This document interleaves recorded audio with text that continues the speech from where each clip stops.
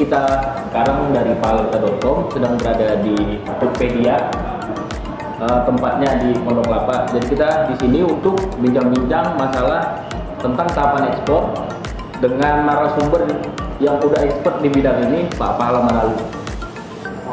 Jadi Pak, saya ada beberapa pertanyaan nih mengenai tahapan ekspor. Jadi yang pertama yang mau saya tanyakan mengenai cari barang di dalam dunia ekspor itu seperti apa? Baik, terima kasih. Kita di sini ingin mengajak semua orang agar mereka bisa menekuni ekspor. Kebetulan kita lemah di ekspor dan orang asing banyak masuk ke dunia ini. Kalau bisa ke depan, kitalah yang menjadi eksportir di negara kita. Nah, langkah pertama kalau kita mau ekspor, ya, ekspor dan tahapan ekspor, langkah pertama kita cari barang, ya. Cari barang itu saran saya, carilah barang di sekitar kita. Jadi kalau kita tinggal di Bandung, carilah di sekitar Bandung. Jangan Anda tinggal di Bandung, cari barangnya di Papua sana, ya. Boleh, cuman terlalu mahal ongkos transportasinya. Pertama, kita sebagai pemula untuk jadi eksportir, carilah barang di sekitar kita. Cari barang itu bisa yang berupa waste seperti nylon waste, polyester waste, ya, soft scrap, ya, any kind seperti steel scrap, itu bisa. Kita bisa juga datang ke pabrik-pabrik, kita bisa tanya ke mereka, Pak, di pabrik Bapak ada nggak stok-stok yang off-grade, yang Bapak produksi tapi tidak laku dijual. Nah, itu juga termasuk barang yang kita cari. Ya, jadi kita bisa cari kemana aja. Kita bisa cari barang kemana aja di Indonesia. Indonesia luas, potensinya besar, kita bisa. Cuman untuk awal, kalau bisa saran-saran, cari barang di sekitar kita. Kurang lebih begitu, cari barangnya ya.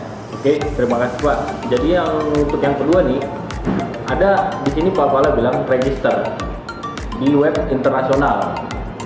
Ini kalau kita register di web internasional, ada beberapa yang mengenakan berbayar cukup mahal gitu. Jadi untuk web Indonesia sendiri di pahalakita.com ini, apakah langsung berbayar atau gimana Pak?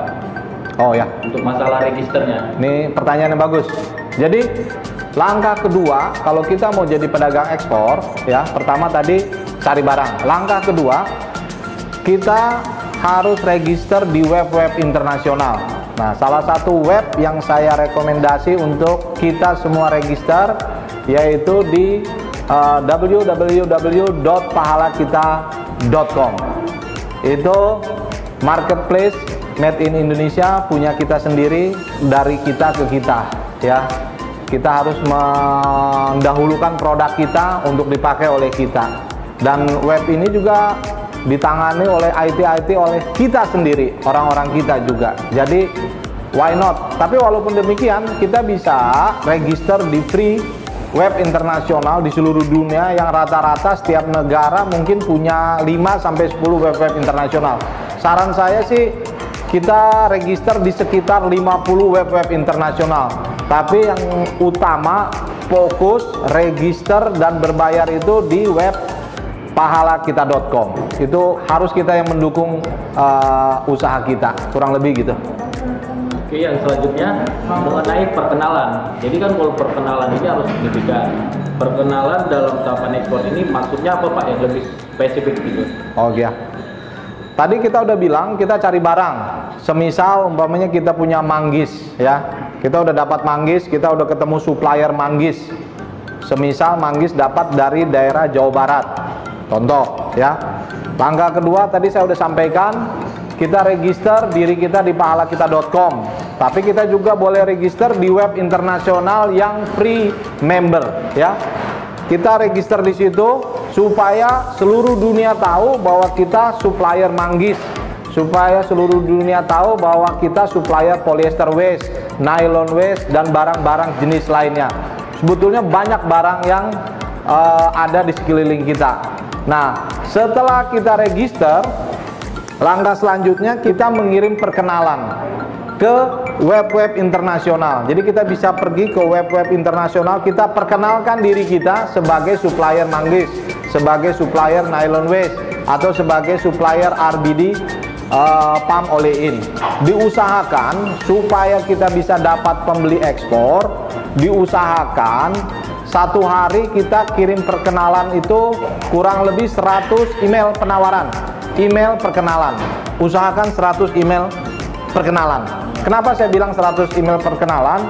Karena ada data statistiknya. Biasanya kalau 100, 10 yang menjawab, 1 yang order. Jadi 100 lelah kita bisa terbayar kalau ada order 1 dari 100 itu. Tapi bisa aja statistiknya bisa dapat 5, bisa dapat 10, tergantung. Tapi makin banyak kita memperkenalkan diri makin baik. Nah, itu langkah ketiga. Oke, langkah selanjutnya ini mengenai pasti di dalam ekspor dan barang ini pasti ada namanya pembayaran. Untuk mengenai harga itu langkah yang selanjutnya pastinya penawaran barang itu. Jadi untuk penawaran barang ini bentuk formatnya kita bisa lihat di mana Pak gitu. Jadi kan banyak teman-teman yang belum tahu nih bentuk penawaran barangnya. Ya, saudara-saudaraku, apa yang saya bicarakan ini saudara bisa lihat di website training ekspor dengan nama domain www.eksporkita.id ya. Tapi untuk pertemuan kita saat ini, setelah kita memperkenalkan diri ya, kita nanti akan dapat feedback dari internasional. Nah, disitulah kita terjadi komunikasi antara kita sebagai penjual seller dengan pembeli luar negeri sebagai buyer. Nah, biasanya kalau mereka ada kesesuaian, maka kita selanjutnya akan bikin yang namanya surat penawaran harga ya. Pertama kita perkenalkan, kedua kita bikin surat penawaran harga. Di dalam surat penawaran harga yang utama di situ kita mau mencantumkan nama barang, harga di sini adalah harga sampai negara tujuan yang kita sebut dengan CNF, cost and freight, dan cara pembayaran. Saya selalu mengusulkan pembayarannya adalah TT in advance 100%. Nanti di dalam training selanjutnya saya akan memberikan wawasan soal pembayaran ini. Tapi inti dari surat penawaran ini, kita memberikan penawaran, kita memberikan kesanggupan bahwa kita bisa mensuplai dengan ketentuan salah satunya pembayarannya TT in advance 100%. Itu kurang lebih surat penawaran. Nah, surat penawaran itu harus segera kita bikin kalau ada orang yang sudah bertanya mengenai ini lebih detail lagi. Jadi jangan ditunda-tunda, keluarkan surat penawaran. Kurang lebih begitu. Oke, untuk surat penawarannya tadi sudah. Pastinya setelah ada surat penawaran, ada namanya orang order dan pastinya ada kontrak. Oke. Gitu Pak. Jadi kalau untuk kontrak dan order ini lebih spesifiknya gimana? Ya. Langkah-langkahnya yang harus dilakuin. Good question. Jadi gini saudara-saudara, ketika kita bikin surat penawaran akan terjadi mereka berminat terhadap order kita. Nah, di sini langkah yang kita harus lakukan, kita akan mengeluarkan yang namanya sales order. Sales order itu mencantumkan barang yang kita mau jual, cara pembayaran, mencantumkan nomor rekening bank, mencantumkan juga harga kita itu apakah CNF atau FOB. Semuanya harus dicantumkan di dalam surat penawaran itu supaya pembeli atau pihak luar negeri mereka tidak ragu-ragu lagi. Tapi ingat satu hal ya, ketika kita bikin surat penawaran dan mereka melakukan pembayaran, kita harus pastikan ini prinsip.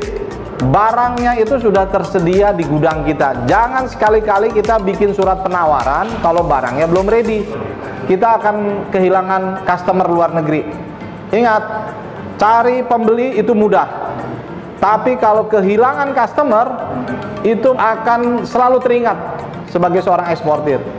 Jadi, lakukan dengan baik supaya customer ini menjadi customer seumur hidup. Itu yang menjadi eksportir yang baik.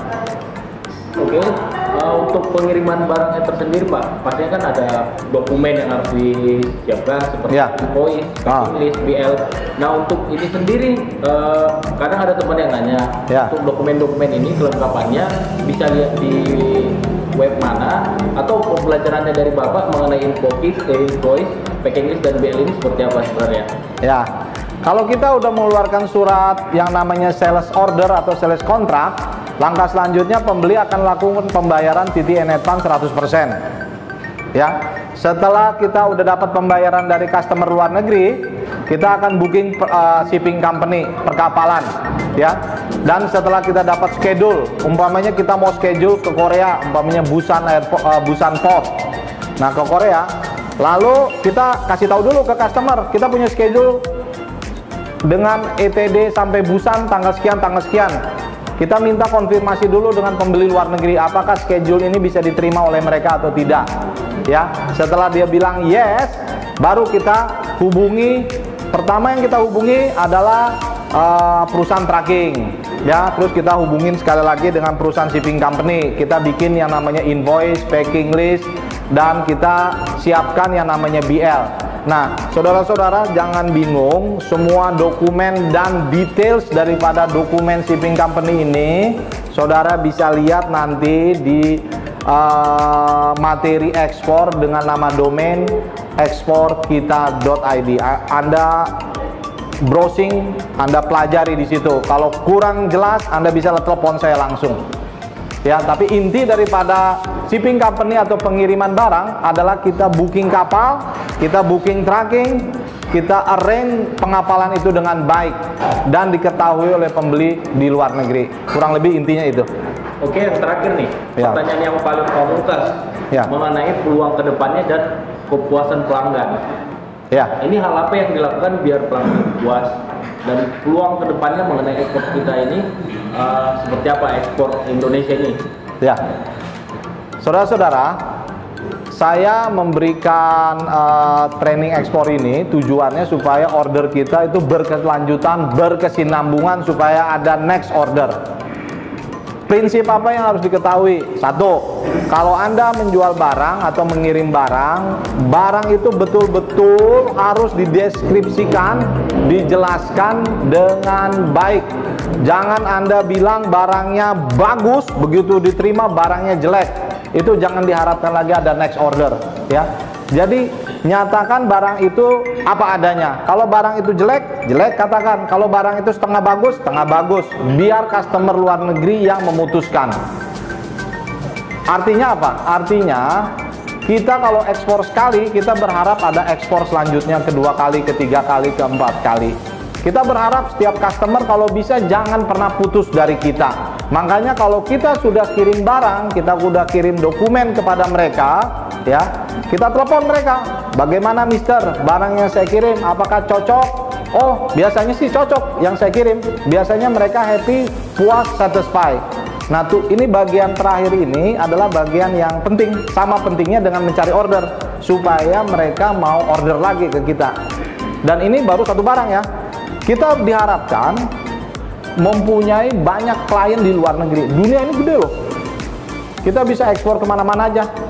Kita bisa kembangkan ekspor ini sehingga kita menjadi berkat bagi sekeliling kita. Itu dari sesi bagian terakhir dari yang namanya ekspor kita ini. Kurang lebih begitu. Oke, terima kasih Pak untuk penjelasannya, dan untuk tanya-tanya bisa melalui YouTube ini atau langsung hubungan ke Bapak atau bagaimana Pak?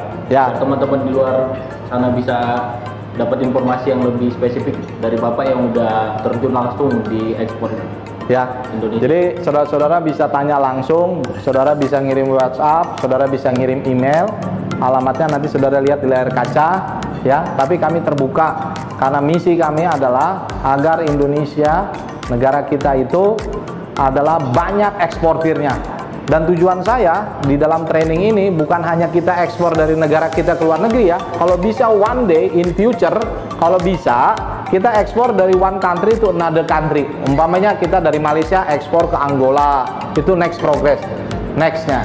Tapi untuk pengalaman kita ekspor dulu dari negara kita, ya, supaya jangan hanya orang asing aja yang bisa melakukan, kita juga bisa.